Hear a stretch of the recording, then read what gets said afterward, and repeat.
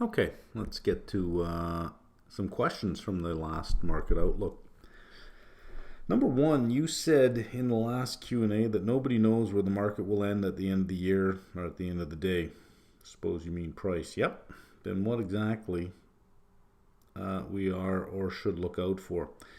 What is easier to think about is not so much where the market is going, but if the conditions in the economy are right for the particular equities you're holding. So all companies have particular types of revenue drivers, and are the conditions right for those particular drivers? If they are, then okay. We don't have to concern ourselves with, well, what target price do you have? Nobody, again, nobody knows. So it's more about, are the conditions supportive for my price, or are the conditions negative for my price? Number two, it is important to be really good at maths. Is it important to be really good at maths to be really good in finance? No, no, no, no. You can be strategic. A lot of times, I don't spend a lot of energy doing a lot of quantitative analysis of a company. As I'm reading the 10K, if I'm getting a good story, then oftentimes that's enough. Yeah, then you just want to check the history of cash flows, make sure you have sufficient cash flows, building cash flows, make sure that the dividend is not completely taking all the cash flow, that the payout ratio is well within limits, make sure that the debt is not an issue, and if it is an issue, at least management recognizes an issue. But oftentimes, if you have a good story, you can go with that. What are the prerequisites to know before diving into a financial modeling course? Well, you should understand how to look at a balance sheet, an income statement, and a cash flow statement. You should know what the line items mean. You should have at least that level of understanding. What are your thoughts on quant trading and a guy, Jim Simmons? Does it really work? Well, I imagine it works, otherwise it wouldn't exist. Do you do that kind of stuff? No, I don't. How to be a numbers person if someone like me is not interested in numbers at all? Then don't be a numbers person, right? That would be the simplest thing. It would be like me asking, how do I become a biotech investor if I'm not really interested in biotechnology? And the answer is, don't become a biotech investor. There's lots of other things to do. If numbers aren't your thing, then don't do it. You're going to have to come across numbers at some point, but I don't know that you need to go much beyond addition, subtraction, multiplication, and division. There's no calculus in accounting. Let's see. Apologies for all the questions regarding the forward PE. You're not going to ask another question here, I hope. Realizing in hindsight I should have phrased the question about the accuracy of forward earnings estimate rather than the forward PE. There we go. Let's see. You can also use Tegas BAMSEC to retrieve all the financial and transcripts from SEC and to get all the data to Excel. Otherwise, like usual, okay. Yeah, you can. And for Costco, we can just use their website. They have all the Excel downloads we could want. Let's see. No disrespect to lottery winners or Tesla and Nvidia winners. I wonder to what extent Tesla and Nvidia stock returns can be called lottery winnings. I wonder if stock technicals like institutional versus retail shareholding or float to outstanding shares can give hints about the possibility of stock going parabolic. I don't know. Have you ever had a Tesla or Nvidia like experience? Yeah,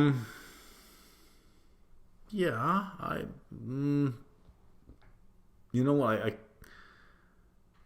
I can't really recall. Does the principle of deep value investing deter you from letting it ride and exit early? Deep value investing does not deter me from letting it ride. You must have patience with that kind of investing. Two questions. What are some things you need to consider when playing options with commodity futures? being the underlying. So many things. Is there normally higher premiums due to the convenience yield? Not necessarily. Not necessarily. For commodities, because of the convenience yield, they're not like financial futures. Financial futures typically are in contango. Commodities can be in contango, can be flat, or it can be in backwardation, depending on where the market is. Backwardation usually means you have some kind of supply concerns going on today, which increase the convenience yield, which lower the curve. But it usually means you have some sort of stressed spot market that is expected to improve over time. You also have to consider delivery. You may have a futures contract that expires at the end of a month, but delivery starts somewhere near the beginning of the month. You got to be careful about that. You also have to watch the underlying. Based on expiration, you could have two different contracts, one for the current month, one for the next month. There's a lot you got to think about. How would CFOs differ that have a CPA versus a CFO with a CFA? Oh, versus a CFA. Would a CFO with a CFA look to have a controller who can handle more of the accounting side of things? Wondering why it seems like more CFOs have a CPA versus a CFA.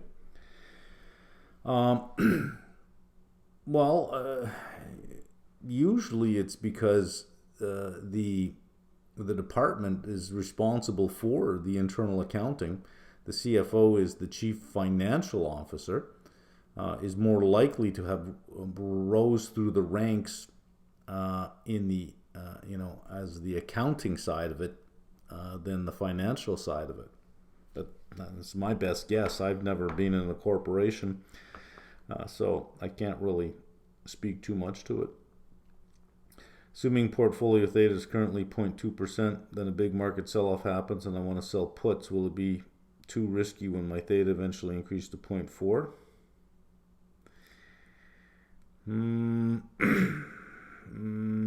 I don't. If you're selling puts and the market sells off, I don't see your theta increasing. Only because theta is the time value component, and as the market drops, let's say, just to give you an example, let's say here's a particular stock and you sold a put and the stock drives down, the time value component will decrease and the intrinsic value component will increase. You'll still lose, you'll be in the negative position on your put, but the time value component will be very small, which means your theta will drop. It's your delta that's going to kill you on this one.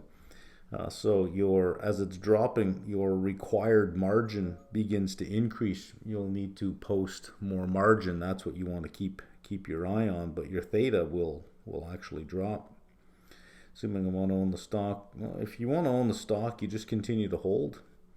Could you show us how to navigate and find NAB VPS? Oh, net asset value. Net asset book value per share. You can calculate it with the balance sheet, or you could just go through agencies' presentation, their investor presentation. They just give it to you. They tell you what it is. Why is productivity such an issue in Canada for decades? It's because we've always, like you go back to the 70s and 80s, something called industrial policy was a big thing to have. And we had very poor industrial policy. So and I think NAFTA really sort of did it in for us, is that you have the US, you have Mexico, and you have Canada, is great natural resources, cheap labor. So, the U.S. can buy natural resources, send it to Mexico, convert it to Mexico with cheap labor, and send it back to Canada and sell it to us. So that's it resulted in a lack of investment in processing. So we have lots of lumber, for example. Lots of trees that we cut down. Sometimes we don't even mill the logs anymore. You just put the logs on a ship and you send them off to Vietnam. they're all cut there. So we don't transform much anymore. Even with energy, even with oil, we send oil to the U.S. to be refined, and then we import gasoline. We don't have a lot of refining capacity. So because we don't have these types of investments, our productivity doesn't look that great. Also, we lack a very vibrant tech center and large tech businesses. And every time there's sort of a curse in Canada that the largest tech business is bound to go bust, because every time we have a very large tech business, it eventually just dies. So without these industries where we can convert raw materials into finished goods that have some kind of operating leverage, right? Manufacturing works with a lot of operating leverage, and without tech jobs where you're producing significant revenues per employee, yeah, that's a big problem in Canada.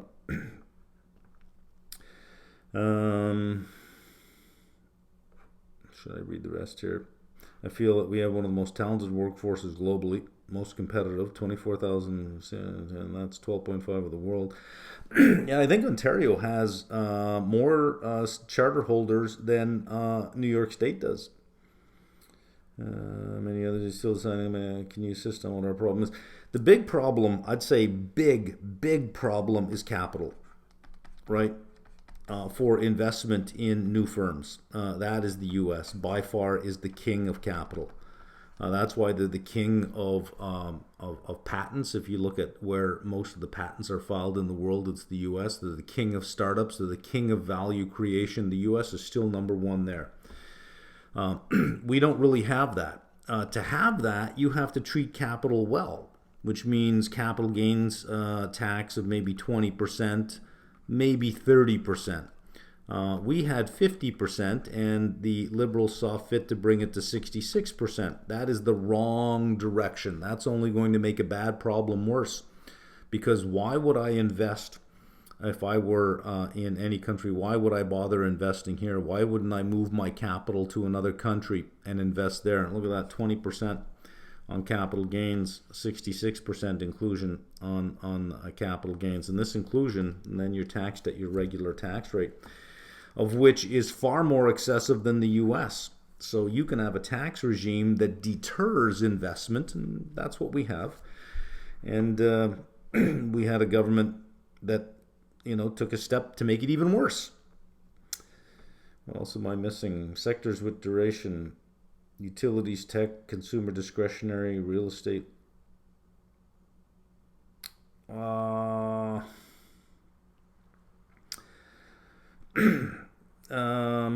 Low duration financials. I don't know that you can separate them that easily. Everything has duration. Everything is interest rate sensitive if we're thinking about discounted cash flow or the value of certain cash flows. But it's a matter of when duration is in favor. So you have, for instance, consumer discretionary and tech rely on economic growth, right? But if you have economic growth, you're not going to get much return on the duration factor, because why would you need lower rates if you have a good economic growth? So all cash flows have the value of all companies is the present value of whatever type of cash flow you're discounting. So you could argue that everything has duration.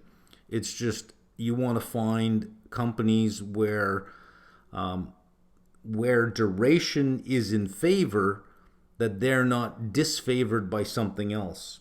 So consumer discretionary relies on very strong economic growth. But that's usually not the conditions under which duration has a positive return. Duration has a positive return when you have very low growth, which means consumer discretionary would have lower cash flows and lower growth. So you have a numerator and you have a denominator.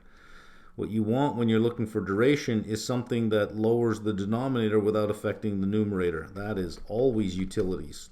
Always utilities. right? Because they have a regulated return. It's always utilities, for a large part real estate, because a lot of those rents and leases are in place for a long period of time. But when you get to consumer discretionary and you have weak economic growth, which would give duration a positive return, the numerator probably gets affected by just as much, if not more, than the denominator benefits. So if you're just looking for pure duration, utilities, and number one is utilities, easy. And then real estate. As I type this, someone brought up going delta neutral on the position with short puts. If it's a huge undervalued stock you desperately want to own, would it just be best to sell puts on the way down since you want to own it? That's what I do. I look for stocks that I want to own and they're going down, and I sell puts to attempt to buy them at a price lower than the market is selling them. That's what I do. When I look to be delta neutral, I have positions, and I'll use the level of the index to manage my overall delta, as opposed to try to get delta neutral on each of these. I'll just use the level of the index to get there. Opinion on agency now, as we expect rates to decline, would it make sense to start building a position there? Agency is a good earner. There are some companies that are just good earners. I look at them as alternatives to cash, or cash with a little bit of volatility. They're just really good earners. For example, in Canada, there are some REITs that really aren't going to go anywhere. They're probably going to just go sideways for a couple of years, but man, do they earn money. Not only that, I'll give you one little guy here. It's they own little strip malls. Well, I shouldn't say strip malls. They have industrials, they have office, and they have some retail, right?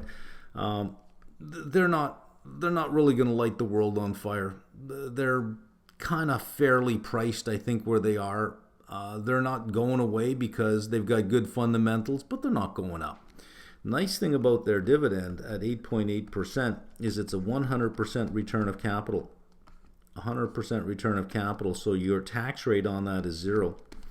It just simply lowers your average price over time, and that gets put into a long-term capital gain. So you get to pick and choose when you pay tax on that, but you'll get a distribution. You can use that distribution to reinvest, and there's zero tax on that. So that's the nice thing about this, but it's going to do this, probably for, I don't know how long, but it's not going anywhere. Agencies kind of like that right now. Until you get a contraction of that spread in mortgage rates, until you get significant reductions on the short end of the curve, agency's really not going to move. But it's this sideways thing that's really nice. However, I do believe that its dividend is fully taxable.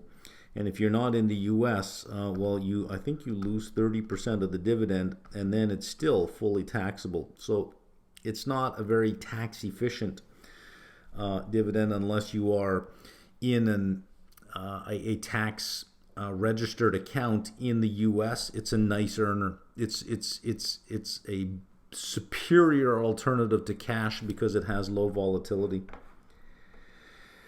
Thoughts on NEP? It has some issues, right? It took a beating in September last year and has been trading flat. Yeah, good dividend yield, true. Options have decent premium, but they're absolutely illiquid. A good theta income play.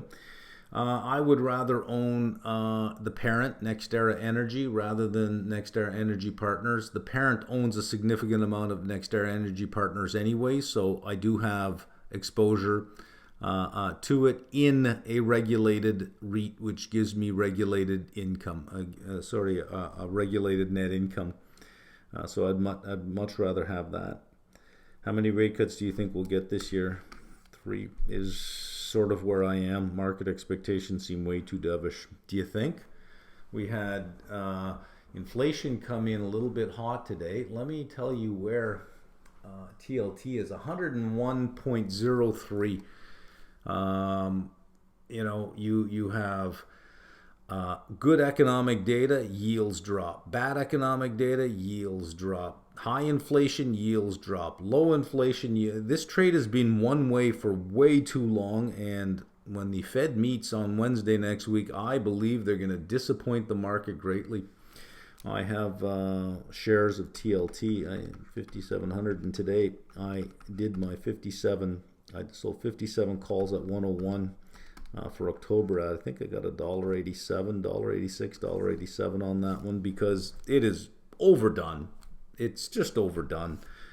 The market is efficient in the sense that it prices things in very, very quickly, but it is oftentimes incorrect because it tends to go to extremes, and you then get momentum in something, and then everybody wants to get in without thinking about the value that they're getting, and the fundamentals eventually show up. I believe TLT is wrong. I believe it is wrong right now. How can I make the setup like you to receive email the insider trading position under? Oh, I don't get it through Interactive Brokers. Go right to the company you want. Company ABC. Go to Investor Relations, and you can. There's a little spot there where you can always on the screen. You gotta look around. You can leave your email, and they will send you notifications every time they post news, presentations, earnings, any SEC filings. You'll get all the stuff sent right to your inbox. Calendar spreads with calls. Leveraged covered call. Okay, if my short dated call position is exercised and I lose one leg of my strategy, will I end up with a short 100 share position? Yep. And a long dated long call position? Yep. Yes, you will. I'm concerned about the risks associated with the short position. How can the maximum loss be limited to the investment? I'm not following that. How can the maximum loss be limited to the investment required to well, you're looking to remove all the risk of a trade. That's a T-bill. All right. You can minimize all risk just by a T-bill. But no matter what strategy you take, you're looking to get return. You're looking to get return because it particularly has risk. Now you've noticed the risk and you want to get rid of the risk, which means you want to get rid of the return, and you're back to a T-bill. There are some risks that you must accept, and that is one of the risks. But it is minimized in the sense that you should be long and short the same strike price, which means the delta should be very, very close. So if the short call, if it goes up and it hurts the short call, it should benefit the long call. You should end up in a positive position, but only theta worked for you in this point, at least at that point. Or you could accept the 100 share short position. You could accept the 100 share short position. You've got a long call anyway, so you can call away shares at any time, but that seems almost redundant to be long and short. At that point, all you're really making is you're losing because you're going to have a borrow rate and you have negative carry on the option. I would say if you're setting up that trade, that's the risk you're taking. That's the risk you're taking. If you're looking to get rid of all the risk in your trade, that's a T-bill. I tried calculating break-even points for this strategy on my own, but I'm having trouble. It's difficult to calculate break-even points for this one simply because you have two options that are going to move in nonlinear fashion in an unidentical way. So it is difficult to calculate break-evens on this one. All you can do is sort of just have some range, but it would be difficult to calculate a break even on this one.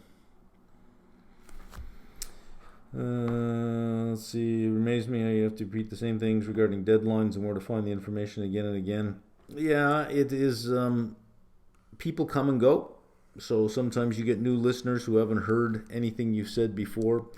When you do a video with chapter markers, people jump to where they want to go, and they sometimes miss what you want them to hear. I already replied to that one. Bloomberg calendar is also really good. Does sector seasonality play a factor in getting into a position? For example, XLC performs worse in September relative to the market. I don't really look at it that way. I'm not trying to time too much, but what I would say is if I'm trying to get into something and there is weakness, I'm more than happy about that.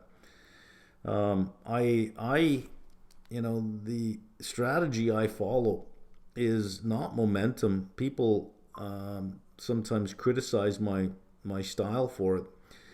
You can find stocks that are going up, buy it, and hope that it continues to go up. Right? That's momentum, and you can play momentum in portfolio construction. I showed you how to play momentum with the 13-week high list and the 13-week high and low. You can use the 52-week high and low list. When I first started, that's pretty much what I did to find momentum.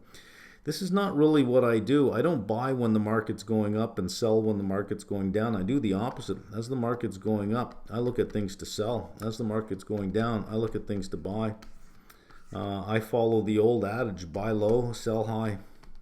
Right? And they don't have to be the same things, but I'm not a momentum chaser.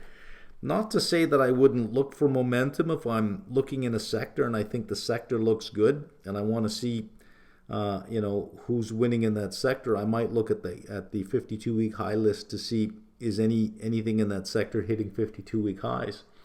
The more stocks that are hitting 52-week highs, the more your conviction is backed up. And I'm okay to play almost any style if it's in favor. Right now, you have interest rates at 5.5%. You have a Fed that's going to be cutting rates, but the market thinks it's looking like this. You have an S&P which is near all-time highs. We're about 5% below all-time highs. Pricing in what seems like economic perfection. And the market is pricing in some 225 to 250 basis points of cuts in the next 12 months. This is not a condition under which I want to play momentum at all.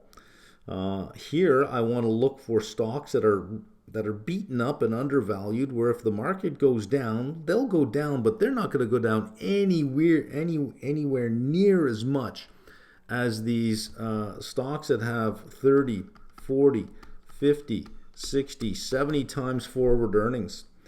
This is sufficient if you have 0% interest rates, right? Then sure, go ahead with that. We don't have that. You have high rates that are not going to come down anywhere near what the market thinks is going to happen. So I play the style I play because, well, nothing else is that interesting to me.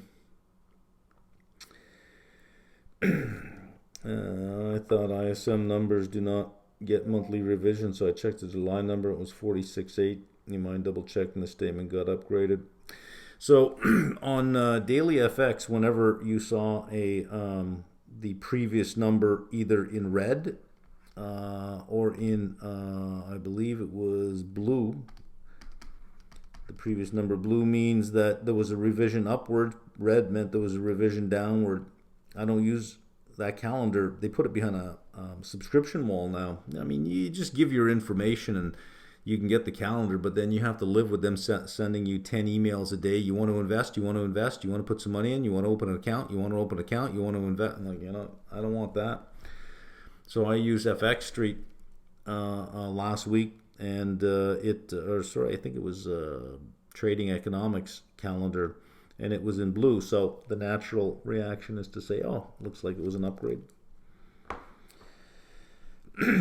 Where can I find a reliable source of the forward curve used in pricing options? Don't know that you need a forward curve to price out options. You have options, you have the day today, and then you have expiration. Well, this is how many days? Let's say 27, 57, 88, 119 days. So you just find a SOFR rate and you just compound it for 27. You find a 27-day. SOFR is quoted annually, but you can have 1-day SOFR, 30-day SOFR. But these are just rates that we would know as of today. These are not forward rates. These are more spot rates. So you don't need forward rates. And I think you can get SOFR rates almost anywhere. From another angle, could it be that NVIDIA's large customers are companies like SMCI and Dell? They wouldn't be big enough. They manufacture servers using NVIDIA GPUs. Yeah, one server, one GPU. It wouldn't be big enough. You need data centers that are taking, thousands of these per customer. They wouldn't be big enough. And what goes into a PC is not the same thing that goes into a data center. It's a different thing. You're thinking of like a chip with little, that connects to a board like this. That is not what they're selling to the data centers, and this just wouldn't. The volume wouldn't be there. No, they are the big hyperscalers. Play the video for 30 minutes. Hit the QBank. Play the video for 30 minutes. Hit the QBank. QBank serves as a formative assessment for me. Yep. Applied level in the absence of the QBank. Is there any formative assessment that relates to QBank? There will be a QBank. I am working on that. But that takes time. But I eventually will have one, because as I was going through it, I thought, it would reinforce this if the video just stopped right here and there were a couple of questions you had to get through to reinforce this thinking. And I thought, well, I don't know that I want to get involved in all of this stuff, but I do want to get a certificate for the financial modeling. I do want to get that done, which does require a QBank, and it will require an exam. So I do want to get that done. So until then, I would say how to make it more relevant is to be real world. Is to, the applied level is to bring you into the real world. I can teach you on the side of the pool how to do certain swimming strokes. You lay on the grass and you say, okay, I kick your feet and move your arms like this, but until I throw you in the water, you're not really going to know. Well, that's what CFA is. CFA is on the side of the pool, showing you, how to move your arms and kick your legs. And the applied level is, okay, get in the water. Let's see how you can do it now. So I would say get in the water. Why do you SPY and not VU instead? VU, different, I think was it a little over $500. Its options are just not that great. SPY has very liquid options. In and out, really easy. Really easy. ISM being in contraction for a while and possibly starting to recover. Come U or B that we... And possibly starting to recover, come U or B that we are still... let me read this again. About ISM being in contraction for a while and possibly starting to recover, come U or B that... Recover or B that we are still digesting. Okay, let's just skip over this because I can't... are we still digesting the large inventory buildup after the economy reopened? Well, I think a large part of it initially was that manufacturing and goods just exploded and everyone loaded up. And Target took some big hits because that's what they did. Walmart took some hits because that's what they did, and then they worked that stuff off. I could only imagine that stuff must be fairly worked off by now. It's been a large shock that could have thrown off the standard metrics. Yes, I agree. Saw your trade on Oxy, so maybe that answers my question. Do you see the drop in price as fundamental due to WTI dropping? Yeah, pretty much. Is there a good way to determine the sensitivity of Oxy's proved reserves to the price of oil? In other words, I think what you're trying to get at is how likely are they to be to shut down certain wells? WTI still sitting above 65 right now. Let me just pop over here for a second. Let's have a look at Oxy. As I do this, Oxy's almost at $50, down $1.17. WTI still over 66. So they're going to continue to produce, which means that their price to cash flow has gotten really attractive. So if WTI was doing this and Oxy was doing this, I would say their price to cash flow is probably constant. But WTI today is doing this and Oxy's doing this, so that just improves the price to cash flow. I think the energy sector is under pressure right now because there's a belief that we are heading into a glut of oil like we did several years back. But oversupply cures itself, especially with something as easy as oil, because a well can just be turned off. Just stop right now. You don't have to do very much. You just have to say, these 10 wells, let's just turn them off. How would you go about determining if the company is undervalued relative to the price of oil? Relative to the price of oil? I don't know what that means. Relative to the price of oil. Yeah, I don't know what that means. How would you do that? Thought about multiplying P1 by price of WTI. What's P1? But it's way too high and doesn't account for the reductions in P1. Oh, I see, for the reserves. No,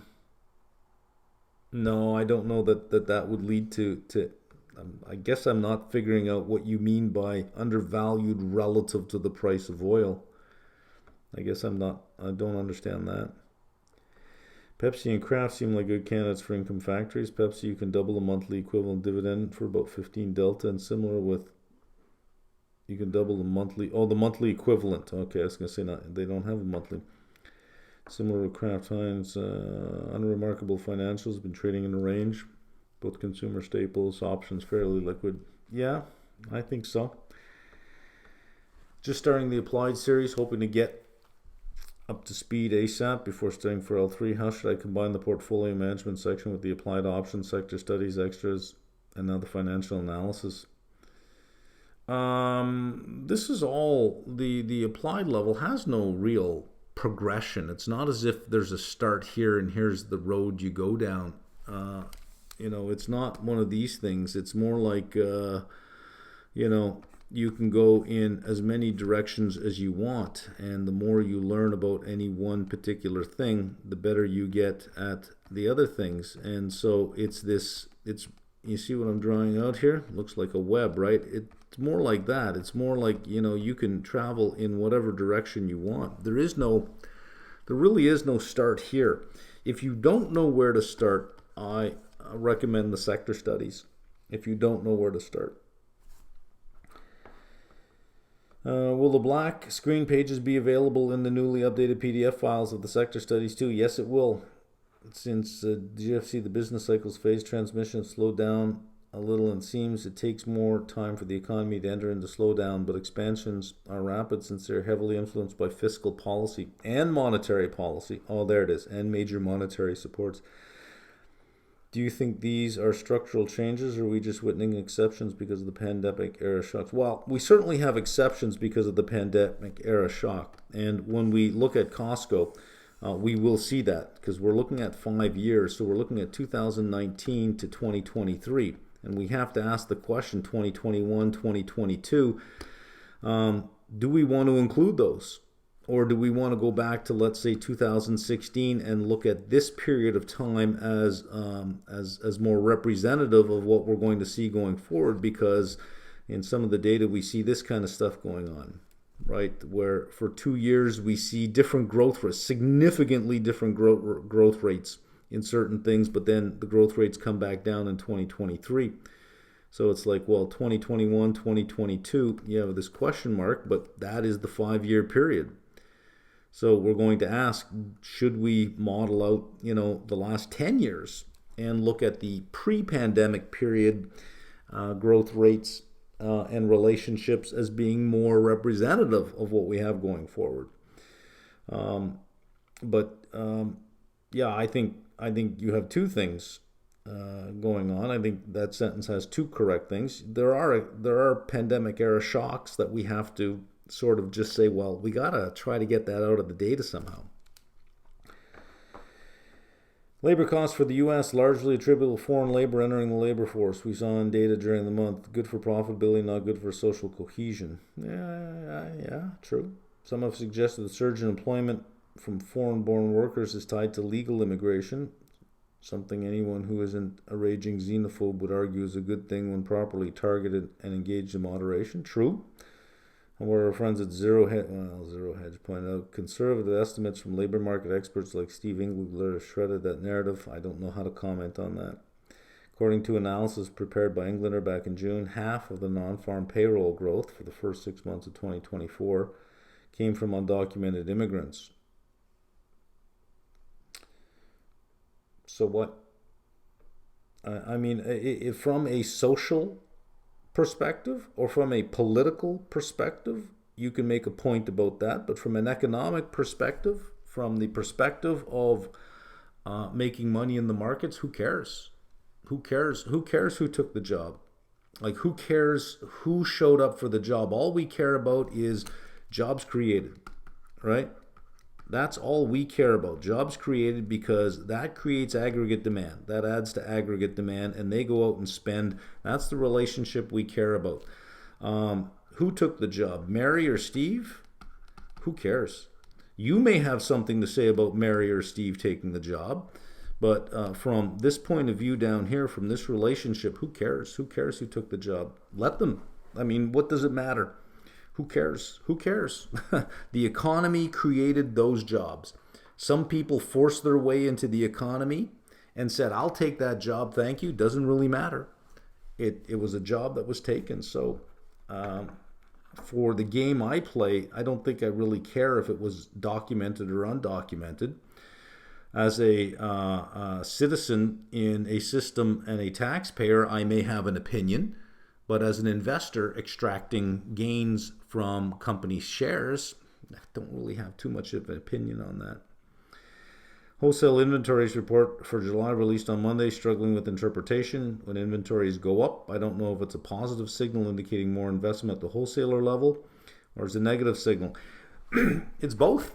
And it really depends on what got you there, on the trend that we saw. So if we saw drawdowns of inventories and then a jump up, well, that is just a rebuilding of inventory levels. But if you've seen this and then you get another report that shows this, well, this is not a very good trend overall. Most of the time they look like this. And there's the, so it's like, well, it seems like a lot of noise.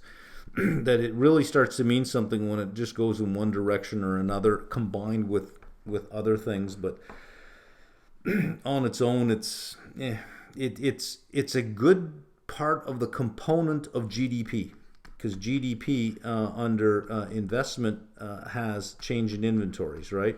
So when we see this, and we see bills, or we see bills would be that something was created in that period. It doesn't have to be sold in that period. It just has to be produced in that period. It adds to GDP. But if you see inventory drawdowns, well, that was product that was built in another period that doesn't add to this period's GDP. What sectors do you think will outperform in a bull steepener if we indeed avoid a recession in the U.S.? Well, every sector. every sector. When we say outperform, though. A bull steepener and avoid a recession, that's Goldilocks, right? Wouldn't it be everything will go up? Everything will go up. What will outperform? I don't know, but everything will go up. You can just stand anywhere and ride the wave if you get those two things.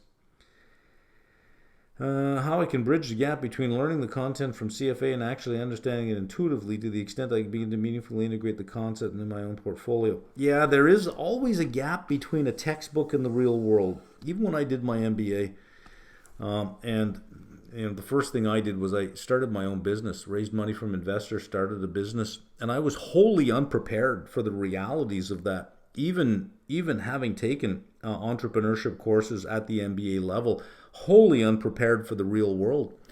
There is a gap between the textbook and the real world, a big gap. So if you're saying, well, there's CFA and then there is your portfolio, right? Yeah, there is a big gap. Keeping in mind that this is a generalist designation.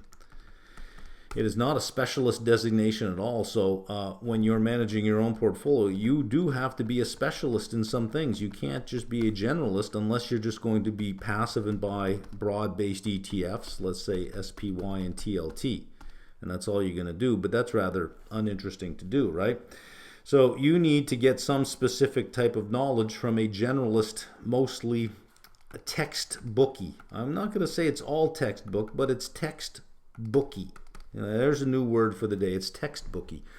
That's where the applied level sits in. A little bit of shameless self-promotion here, but the applied level sits in here to do exactly that. To say, okay, well, listen, how do we go from this textbook that's generalist to the real world, which is specialist? Non-finance background, currently studying for L2. I almost feel as though I'm missing something. No, you're not. You're not. It's just that the CFA designation is meant to give you a very general understanding of markets and how things work, and your real job is meant to give you the specialist skills. Okay. When should I buy the applied level, like after level 1 or level 2? If let's say I don't know anything about finance so that I can understand everything you say. And does applied level have any no expiration date after purchasing, lifetime. It's one fee. I should be very clear with this. The applied level has a certain amount of content that will continually be added to the applied level. There will be other modules that show up over time. There was a July 31st deadline to be grandfathered in so that any new module that showed up, you did not pay. It was all in your subscription. But what I did not do on markmeldrum.com is I did not send a notice to all the current and previous subscribers about this deadline. I just assumed everybody watches me on YouTube, and I was wrong about that.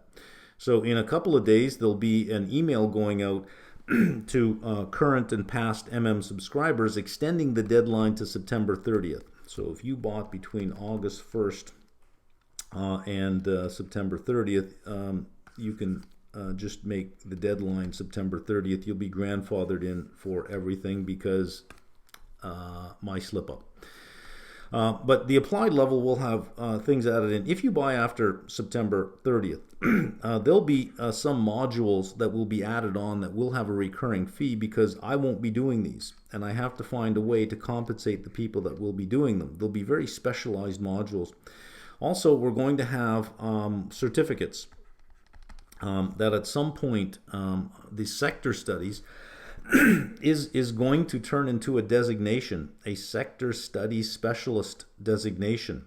To get that done, you do have to have some sort of exam that somebody has to write, and it has to be an audited exam, which means you can't hold the exam. It must be done by a third party. That has a cost. So any certification where the results have to be verified by a third party would have a cost. And there will be those being added on. Recently launched your agency videos on the website. What are the chances we do not see mortgage rate spreads retract to historical norms? That would be difficult for it not to retract to historical norms. Usually you get higher volatility at higher rates. So the higher spreads are probably more a function of higher rates. But as rates go down, those spreads should contract as well because the volatility of the higher rates, or at least the volatility of rates, are lower at lower rates. The spread should contract. They are agency mortgages, which have almost a de facto government guarantee. For the spread to stay that wide would be a head scratcher of, well, what just got riskier here? Hypothetically, if spreads were to narrow 80 basis points, and we received no rate cuts. I don't think that would happen. I think for the spreads to narrow, it must. I think they're joint events. You got to have rate cuts. You got to have rate cuts. As far as target price on it, I don't know. Why is labor productivity higher in U.S. and Canada? I answered that one. Capital. You mentioned jolts and average weekly hours are not good proxies for wage inflation. What else can we use to gauge wage inflation? The ECI, which comes out quarterly. It comes out at the end of each quarter. So we'll get another one, I believe, September 30th. That is the Employment Cost Index. It's either September 30th or October 31st. Or is it the last day of each month? The ECI. Well, either way, it's the Employment Cost Index. Google Employment Cost Index, and you'll get a calendar of when they're released. But what that does is it doesn't look at Steve and say, well, how much are you getting paid, Steve? It looks at a job, let's say bartender, and it tracks that job over time. And what does this job pay over time? Not what does Steve earn over time, but what does this job pay over time? That is the measure of wage inflation. Previous video, you mentioned you favor value stocks with liquid options and a dividend. I understand the liquid options. Why the dividend? Why not?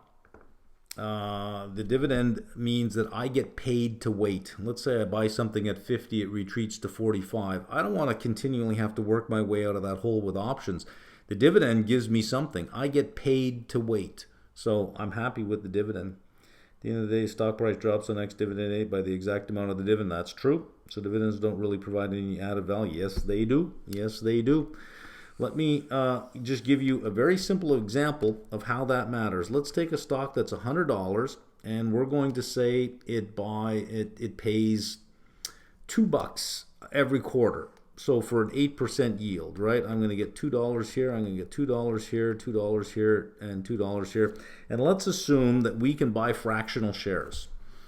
I have $100 earning 8%. At this point in time, I have 100.02 shares earning 8%. At this point in time, and I'm just assuming the price, well, this would drop to 98, so you'd have to say, well, 2 of 98. I have 102.98 of a share earning the dividend. Then it finds its way back to $100. It pays. Now I have 104.98 of a share. 106.98 of a share. Notice that the capital base that I have that's earning 8% is increasing, right? That is called compounding. So the dividend does matter. Now I'll take the dividend out. At the end of the year, I got 100 earning, well, the 8% is gone. Now I have 100 only earning what I can get on the option premiums, right? I have no compounding effect. Whereas here, with the dividend, I've got this compounding effect, and let's say that I sold a 10 delta call in which I got, $1. Well, I reinvested. Now I got 398s, 103.98. So it's all of that.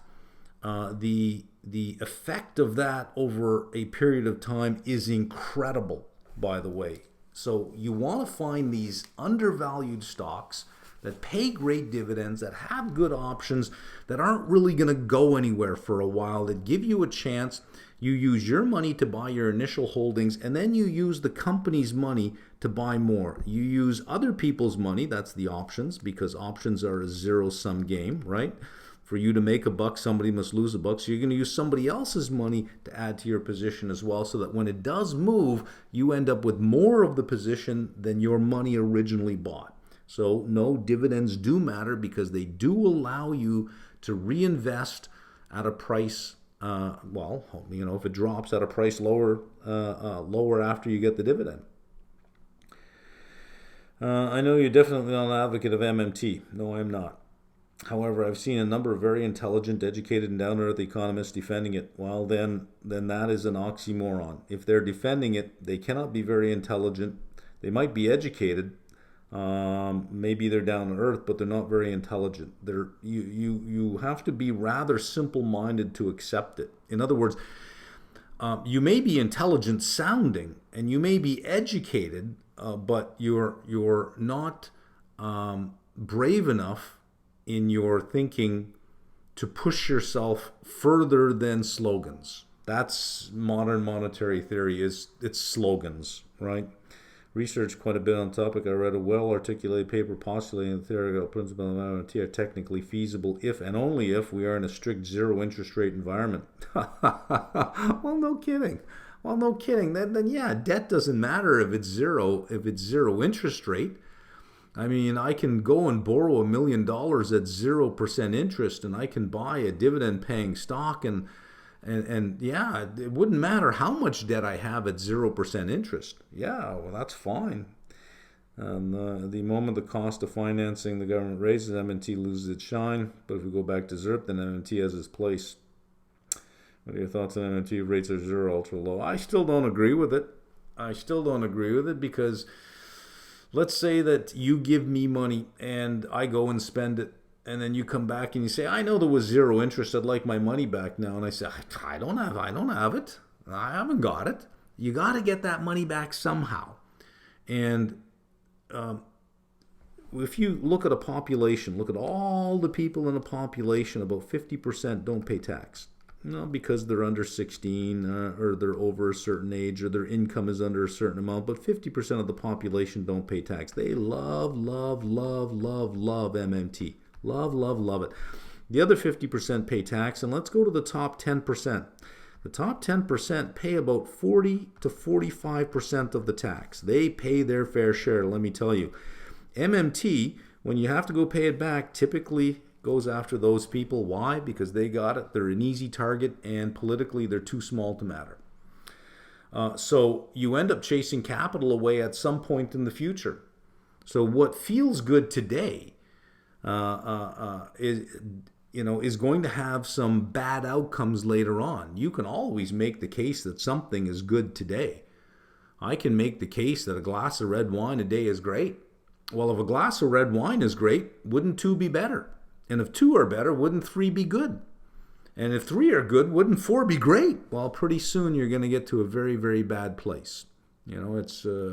It's so with MMT is like, well, if this is good, then a little bit should be even better. Then even more should be even better. And then you're going to get to a pretty bad place, right? It's like people saying, well, look, if you raise minimum wage to $20, that's good for the economy. Well, if it's good, why stop at 20? Why not go to 50? If it's good, why stop at 20? Go to 50. Obviously, that sounds stupid, right? So that's what MMT is like when you first think about it, you go, well, that sounds pretty good. Well, keep going. No, I don't agree with MMT. I don't agree with anything that makes anything like borrowing money seem like it's really easy to do, and under certain conditions you can borrow and borrow and borrow and spend and spend and spend, and everyone will be prosperous and live in mansions by the water with Lamborghinis and will never have to pay it back. Yeah. It's kind of like the technical analysis of economics, MMT. Please humor me.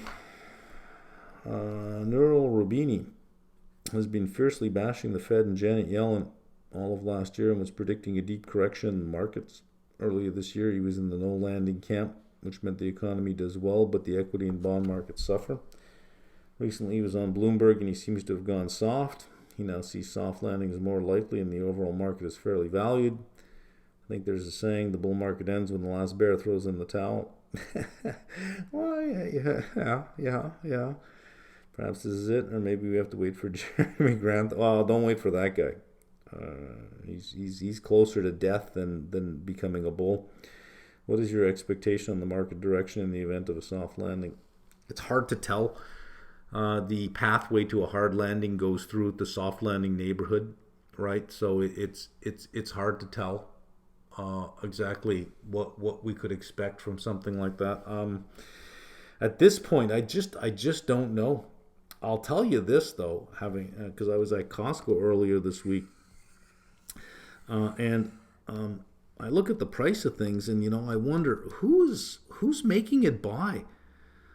I looked at 3 liters. It's extra virgin olive oil. It used to be $23.99. Actually, I can remember it was $18.99. This $23.99 was just a few years ago. It was $38.99. It was $13.99 for 8 peaches at Costco, and I know they have a limit on their markup, so that's the most reasonable price, $13.98 for 8 peaches. I think, who's buying this stuff? I wanted to buy a new truck. I go talk about insurance, $3,400, and I pay like, I think, under $900 now. $3,400. That's 3.4% of the value of the truck. You're telling me one out of every 33 trucks is going to be a total write-off? That can't be right. Who's paying these rates? So everywhere I look, I'm shocked at the pricing, and I'm thinking, who's paying for this stuff? So based on all of that, I'm just shocked the consumer is doing as well as they're doing. In fact, here's what I think. I think the consumer is still spending every penny they make, but they're getting far less than they used to. So they're struggling to get by, and they're still spending every penny they make. So the C in GDP looks really, really good. But the consumer going home is saying, do you have any idea how much 3 liters of olive oil are? I couldn't buy that. I had to spend it on something else. I think we might have that kind of economy going on where, consumption looks good because that's what things cost, and everybody's spending everything they make on buying whatever they can, but they're certainly not buying what they want. I don't know how we just continue to go on from here into an expansion, because with these prices and with the price of housing, wages are going to have to accelerate significantly to get back to anything like 2004, 2005 in terms of affordability.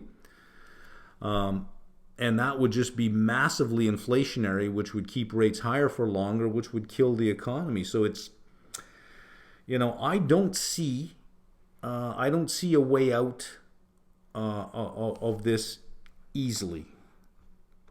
Looks like GM is not getting the respect it deserves. Short 45 calls will end out of the money. Well, that's good. Any reason for the drop?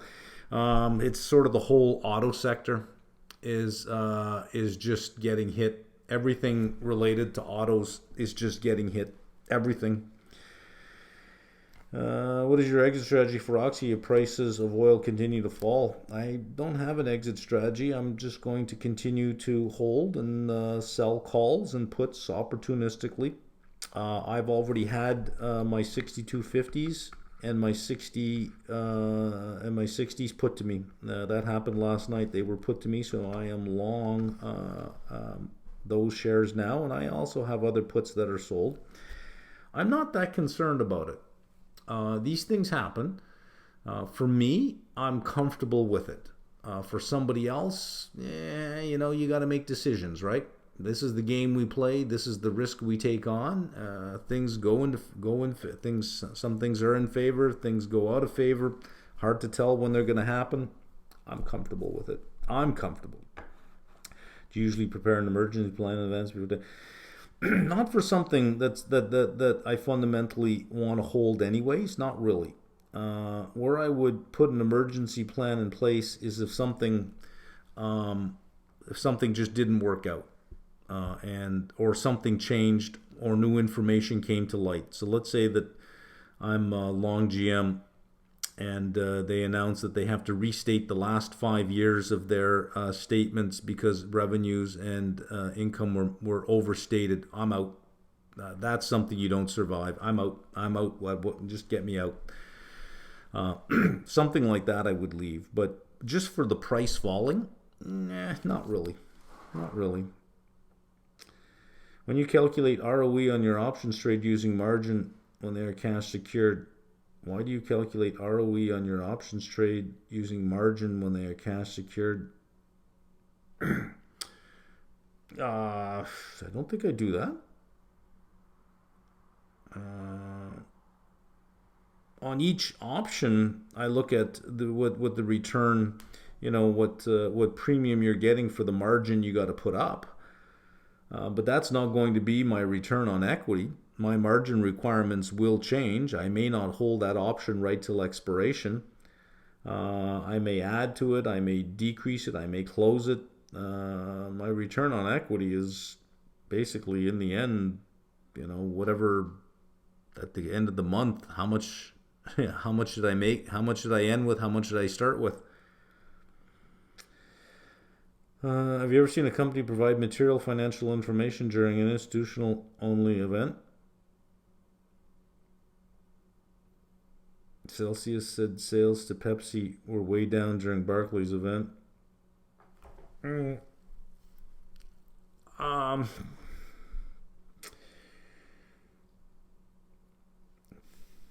I don't know enough about that. But the investor presentations at events, companies tell you and they post it on their website when they're making these presentations. And the slide deck for it is available for you for the presentation. Because if they're at a presentation, um, they can't favor one group of people over another. They got to let you know that they are presenting at this event, and the slide presentation will be available to you, so everybody knows at the same time. I don't know that they may disclose certain material information at that point, but they are doing it in line with regulations in letting everyone know at the same time. What's your opinion on Brookfield? I have no opinion on that. Never looked at it. Now and then you say you can harvest dividend 2 or 3 times of a stock's actual dividend. How do you do that? With options. Could you explain with a stock like GM? Yeah, well, this is something that's in the applied level. I'm trying not to, do too much on YouTube in terms of, the information that subscribers get out of the applied level. This is something I've taught in the applied level. How to know how many rate cuts are priced in TLT? Whatever the forward curve, the Fed funds futures curve has, because that is public. You can look at the Fed funds futures out for a year, and you just say, well, okay, if they're pricing in 220 basis points of cuts, and that's what TLT must be pricing in on the long end. Curious to know, how do you feel if somebody says good about you, and how do you feel in opposite? How do you feel if somebody says good about you? Oh, if somebody says something good about me? I don't know. Thank you. Obviously, it's, well, thank you. How do you feel in opposite? Like if somebody says something bad about me? It depends on who it is. I mean, I don't really get too much of that. Usually when I get something like that, it's in relation to a particular stock. Like I got that a lot with Tesla years ago, not so much anymore, but I used to get that, but yeah, not so much anymore. What is view on how much money a person would need to retire so your capital does not run out? 4% is a nice number to use. So let's say that you want to live on 50,000 a year, divided by 0.04, and that's how much money. You would need. So if you're taking 4% of your capital every year, you should not run out of money. Your capital will wear down over the years, but you should not run out of money if you're taking 4%. The older you are when you start taking, the more you can move that to 5% or 6%. But if you're going to retire at 65 and you think, well, I'm going to live 25 to 30 years, figure out how much money you want per year divided by 0.04, and that would be how much money you need. So what is this? 1.25 million at 50,000 a year.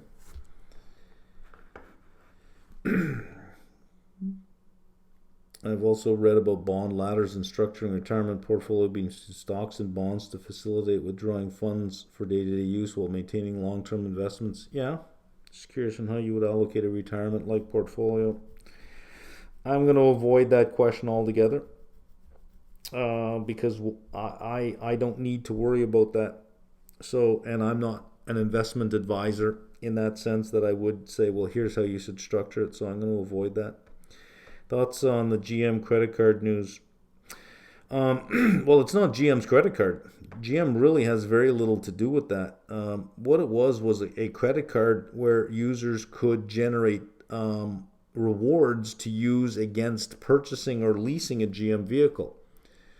On the surface, it seems like a Goldman Sachs issue. It is. Sold at 48.81 after picking it up, low 40s. Think about entering again. Wonder why Wells Fargo price target is 33. Yeah. You have every stock, no matter what you're looking at, and you look at price targets, you're going to see this, a high all the way to a low. And that's just equity analysis. That's all based on differing assumptions and differing opinions. One person thinks nope, and the other person thinks yep. Kathy Wood thinks Tesla is $2,600 a share. I think it is $40 a share. There's the gap, and I can lay out an intelligent argument why, and she can lay out a pure fantasy reason why. Getting to 2,600 is, if you said 260, you could probably lay out an intelligent argument for 260, but that's just ridiculous. Opinion of Dollar General. Conference call management said they saw a consistent fall over the past couple of months of consumption during the last week of each month, implying that consumers that live on $35K per annum or less run out of money before that. Pretty much. I agree. 23% of households in the U.S. were part of this group. There are 127 million households in the U.S., so this group would equate to 29 million households. 3 weeks of forego spending in a quarter equates to $63 billion a year. I don't think this says a lot about absolute spending level, but it says something on consumption growth for this cohort that cannot happen unless wages increase. Yeah, I've said that earlier. Yeah, they didn't see a material issue of the economy. Curious to see what you think.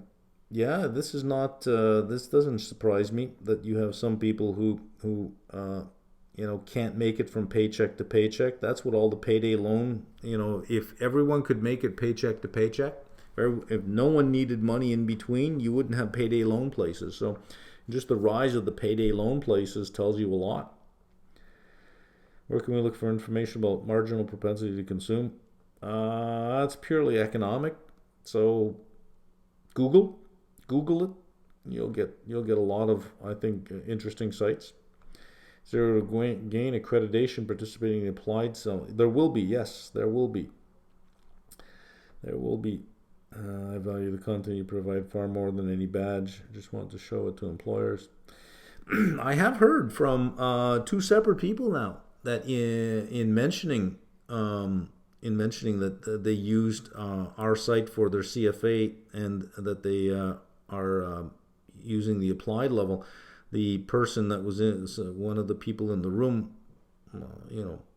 from each of them, you never just sit in a room alone, but one of the other people in the room also recognized it as well. So it is a thing. So may as well come up with something for it. It's better to be a sector specialist versus generalist for stock picking. Look, opportunity is everywhere. Opportunity is everywhere for the prepared mind. If you can't see opportunities, because you just don't know.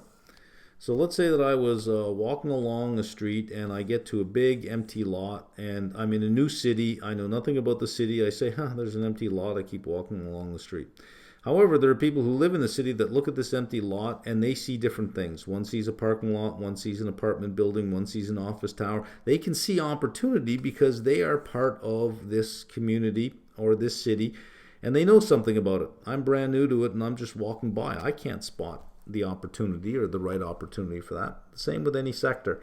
There's always opportunity. Every stock is a buy, a sell, or a hold. So the more you know a particular sub-industry, the more you can classify stocks into each of these categories, right? Something is a hold, that's beautiful for selling puts on and maybe even selling calls on. Doing a short straddle for income generation. If something is a buy, well, then I want long delta. If something is a short, maybe I don't want to short it, but if I need to add negative delta very quickly, I have a target list of companies, right? So being a specialist in the sector, I think is probably better than just being a market generalist. I love selling puts on stocks. I want to own at the strike. I'm comfortable owning them. However, once I'm assigned the stocks, I often double guess myself on whether to sell out of the money calls to get some extra yield. The thing is that since I do want to own these stocks because I see upside potential, Why would I rent out that upside potential for a mere yield? Not true. Common wisdom says that most of an investor's gain come from directional exposure rather than income yielding. That's true. So why renting out that exposure for a few extra annual basis points? Yeah, I agree. There are times where I think that, well, I can sell calls on this one, I think, but I don't want to. I don't want to sell calls on it. Where I do sell calls on something is after it's run a while, and I think, had a good run. I think we're almost fully priced in. Then I'll begin to sell calls, maybe 30 delta, 40 delta calls on some of the position. And if there's a pullback, great, I make some extra premium. If they get called away from me, well, I was willing to sell some of them anyways. But selling calls is,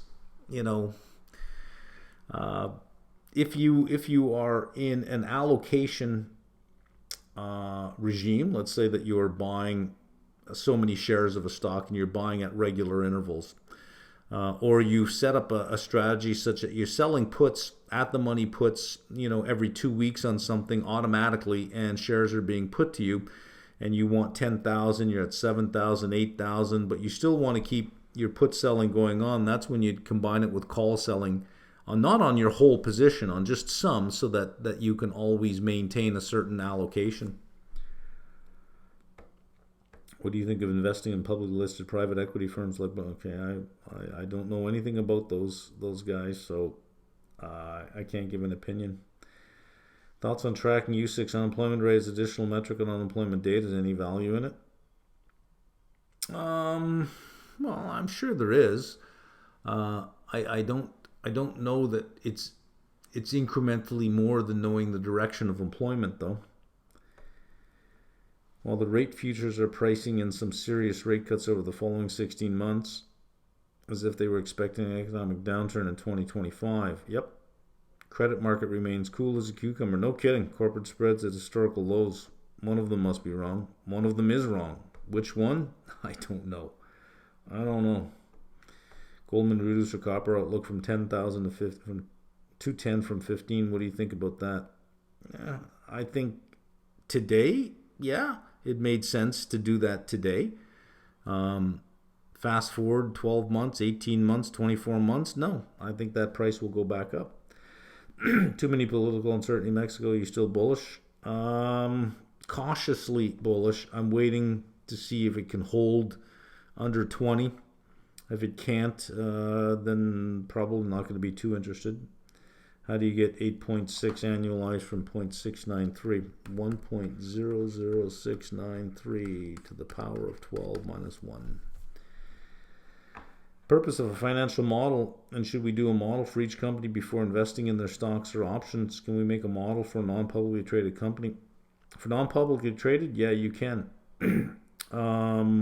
Week 1 for financial modeling, I do answer that question, the purpose of the model. So that's in sector studies in the applied level, and there is a folder called financial modeling. The video, there's 4 videos.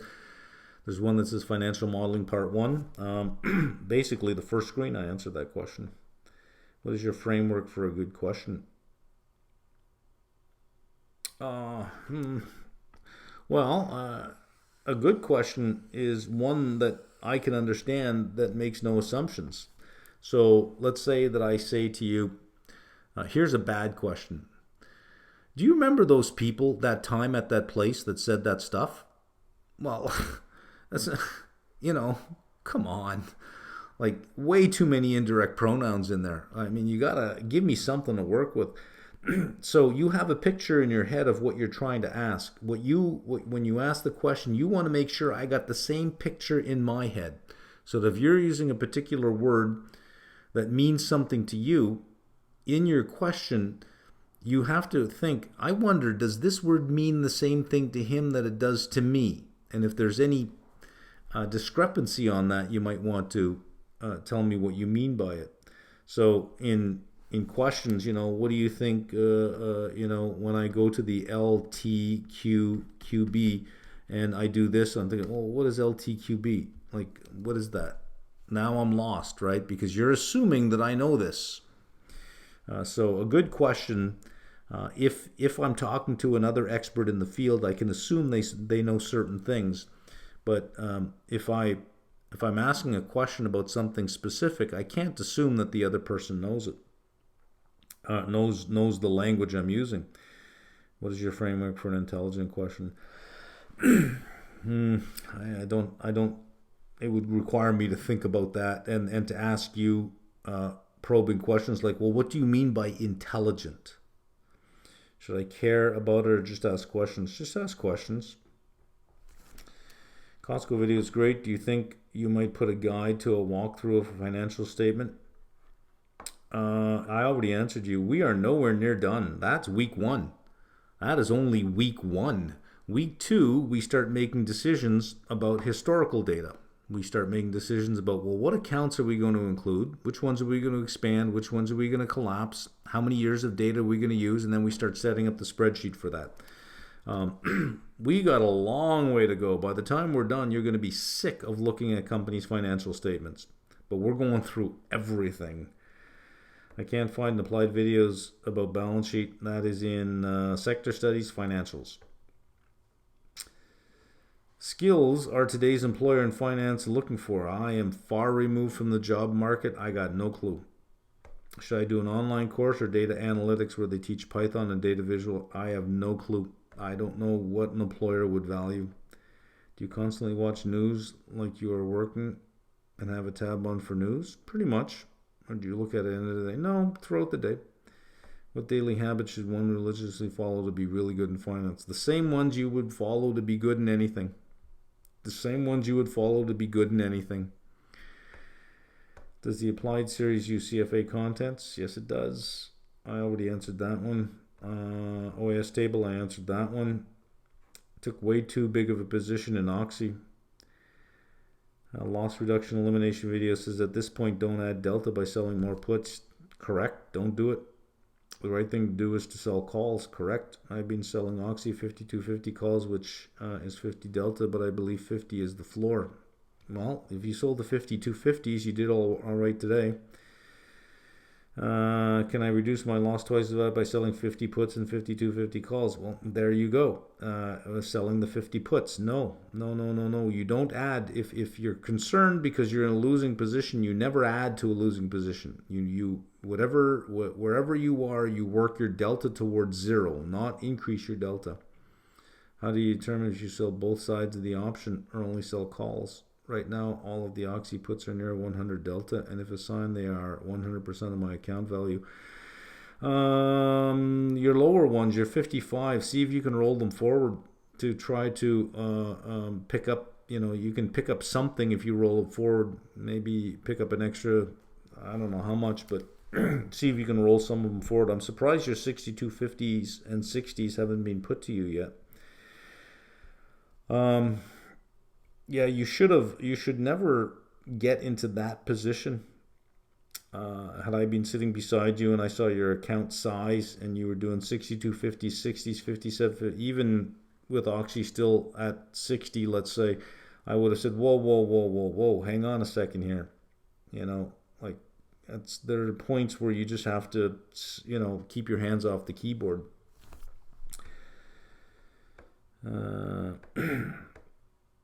Okay, that one was answered. Do you mind selling?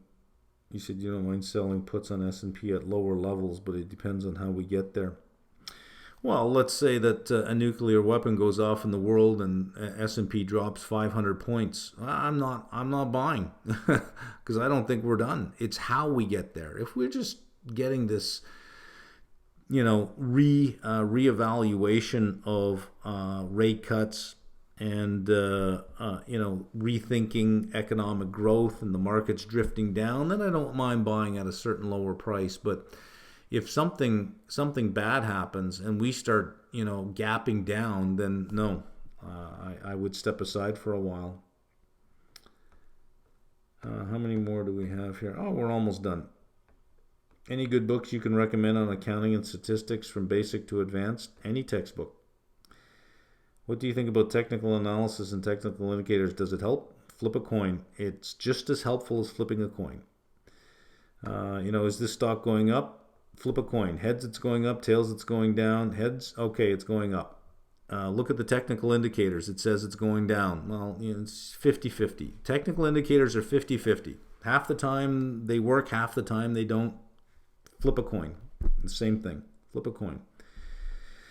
What are the types of trading according to you, and what do you mean by style and trading you talk about in live stream? Which type of trading is suitable for 9 to 5? 9 to 5 job guy? Passive. Just passive. Do you have a rule like X is my income and this percent I'm going to save, this percent I'm going to invest? You should strive for 10 to 20% of your income is invested. Let's see. I've already answered this. I've asked customer service. They said if they buy applied level before October 1st, it's lifetime. Yep. Otherwise, you would give 50 per month in addition to 440. No. Only if you want additional modules. There is no recurring fee for the applied level. It's a one-time fee. I think it's not fair. I mean, either you do a subscription model or you do one-time fee, but not both. Yeah, no, you're right. It wouldn't be fair if I did that. No, but that's not what I'm doing, and I think I've already answered that.